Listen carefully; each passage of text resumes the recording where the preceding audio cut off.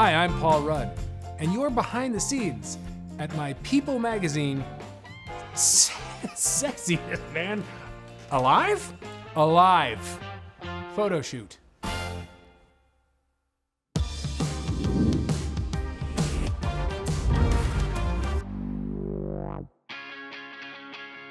I learned about this via email. I got an email, which I had to read twice because it was so insane and out of left field. And once it registered what it really was, the first thing that I thought of, and this is true, is I thought, ooh, get ready for outrage. Oh, every single person I know is going to give me so much grief, as they should. I would. I mean, I'm gonna lean into it hard. I'm gonna own this. I'm not gonna try and, just, be all self-modest. I'm getting business cards made. But all of my friends will destroy me, and I expect them to. And that's why they're my friends. But sounds like his friends will have to get in line, because naturally, the first person Paul told was Julie, his wife of 18 years. She's the only person I've told. She was stupefied. But she was very sweet about it. After some giggling and shock, she said, oh, they got it right. And that's, very sweet. She was probably not telling the truth, but, what's she gonna say? It's gonna change a lot. I'm hoping now that I finally get invited to some of these sexy dinners with, Clooney and Pitt and B. Jordan. And I figure I'll probably be on a lot more yachts. I'm excited to expand my yachting life.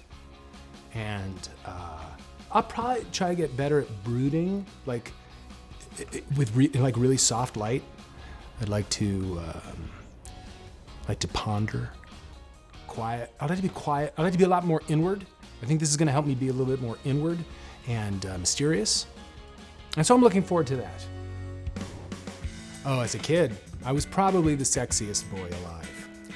Well, when I was a baby, I was probably sexiest baby alive. Then I was sexiest toddler alive.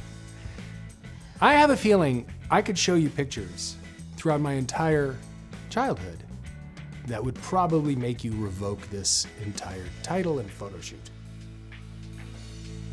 As a kid, I moved to lots of different places because my dad's job took us to different cities.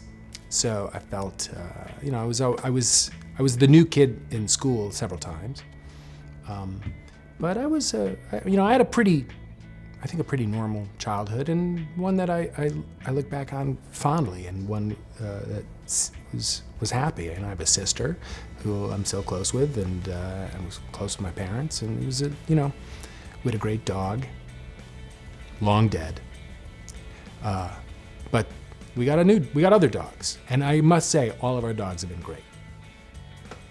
And sexy. We have sexy dogs. Even as I moved around as a kid, I was born in, I lived in New York, and I lived in California, and then I lived in Kansas City, and my parents were both from London, so I felt as if my worldview was sizable for somebody my age at the time. But I did think that, as I was growing up, that it was good to be from a place that it was not cool to be from. When you grow up in a town that nobody really wants to visit, it's good for your own character. That's your own self-importance. And so whenever I told anybody that I said, where do you live? And I'd say, Kansas. The inevitable Wizard of Oz joke would be really, that's all I would hear. I have a feeling we're not in Kansas anymore. But it's funny, if I go back to Kansas City now, and I'm from the city, but people are pretty great. And I've never seen a town that's more proud of its own town. There are a lot of t-shirts that say KC on them, and people really like living there. It's a nice place. I do know that when I was in junior high and high school, I really liked taking the speech classes and doing, comedy interpretation and public, forensics, we called it in Kansas City. And I liked all of that. And then I took a radio and TV class, and I really liked making little short films, and I did a couple of plays. But it wasn't really about plays so much as an acting as it was just making things. And When I was about 16 or 17, my next door neighbor said, "What do you think you're gonna want to be when you grow up? What do you want to do?" And I said, "I don't know, I wasn't sure. I used to like drawing a lot. I thought maybe I wanted to go into animation. There was other things that I was interested in." And he said, "Have you ever thought about being an actor?" And I just seemed to think that it was a bit of a lightning bolt moment for me, because after that conversation, I kind of kept thinking, I think maybe I do want to be an actor. And then all I know is that once I made the decision that that was what I wanted to do, I don't think I ever second guessed it. 35 years later, Paul has starred in dozens of roles and entertained countless audiences. But like a lot of actors, he's not in the habit of rewatching his past performances. No, I mean, I'm not that interested. I don't shun from it. It's like, oh, I can't watch myself.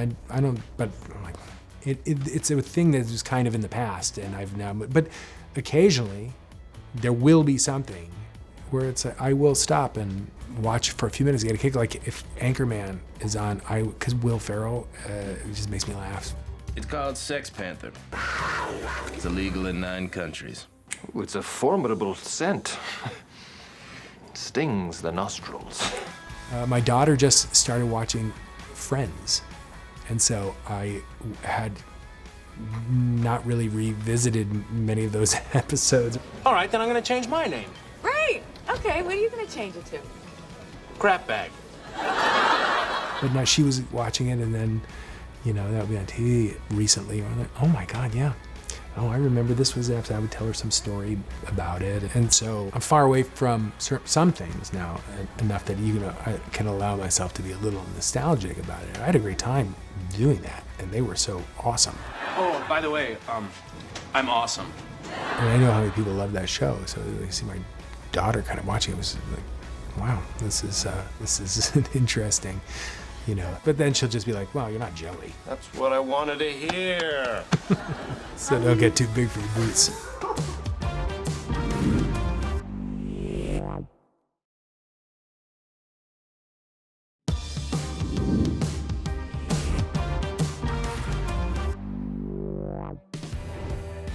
When I think about myself, I think of myself as a husband and a father. And that's how I just feel like I'm that. It would be, I can't even imagine not. And so I think that because I feel that, I feel like true to kind of who I am. I've been with my wife in my own life. I've been with her longer than I have not been, as long as I've been alive. So I can't even imagine it without her. And being a dad is just the best. I'm so crazy. I just love him so much. And I think that part of, life is you start to identify yourself differently. I feel differently. People just get married. Like when people get married, they say, like, do you feel like a husband now? Or do you feel like a wife? I say, you don't really. You don't feel that different. But over time, you identify yourself. You feel differently. And when I had kids, I remember I had my first kid, I was like, whoa, I can't believe I have a kid. This is insane, this is crazy. Of the friends in my group, or the people I had kids. I got married and had kids before other people that I knew got married and had kids. So it was all just a bit surreal, but great. But as time goes on, it's like, oh, I feel I'm a dad. The Kansas City Chiefs are champions of Super Bowl 54.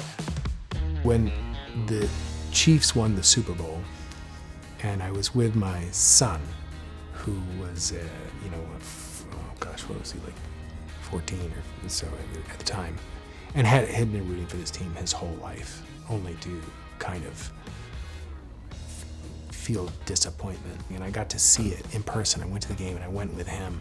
And there was a moment in that game when Damian Williams ran to the outside and ran it in. And as he was running in, it was like, well, there it is. There's no way they're catching us. We just won the Super Bowl. And in that moment, we both turned and hugged each other. And as he was shaking, I had a moment where I clock this, because this is one of the greatest moments of my life. And then there's also things like with my daughter. I mean, my God, So usually it's the other thing that I've kind of come to realize, it does come with age, is you do recognize that it is truly the smaller moments, and those are the things that I always try and hold on to, and make a mental note when it's happening. We don't all want to live our lives recognizing the greatest moments of our lives when in the rearview mirror. It's important to kind of check in while it's happening and really let it register. So who the hell are you? I'm Ant-Man. Ant-Man? What, you haven't heard of me? As comic book fans well know, there's a long history of the Sexiest Men Alive playing major characters from the Marvel Universe. Yon-Rogg, Wolverine, Deadpool, Rocket Raccoon, Thor, Heimdall, Killmonger, and now Ant-Man can be added to that exclusive list. Wish me luck. Yeah, I've worked with a few of those people, and by the way, being up close and personal, I see why they're getting Sexiest Man Alive. Oh, is that the sexy alarm? No, I tried to cut it. Actually, this is a sexy alarm, Sexy and alarm? clearly... Did the sexy alarm go off? Yes, clearly. Did Chris Hemsworth just walk in? No, in? it's going, yes, Chris is texting me. Was I telling you that, like, with Hemsworth, it's like, I can work out. I remember on the set of Endgame, as I'm working out, I was working out so hard, eating, I was perfect for so long, training like an athlete. And then I stood next to him and I thought, what's the point? Why even try? It's because there's that. Look, I'm not fishing for compliments here. And I don't want you to counter me on this. There's no way that it just doesn't make any sense. It makes no sense. Let me ask you this, and I want you to answer me honestly.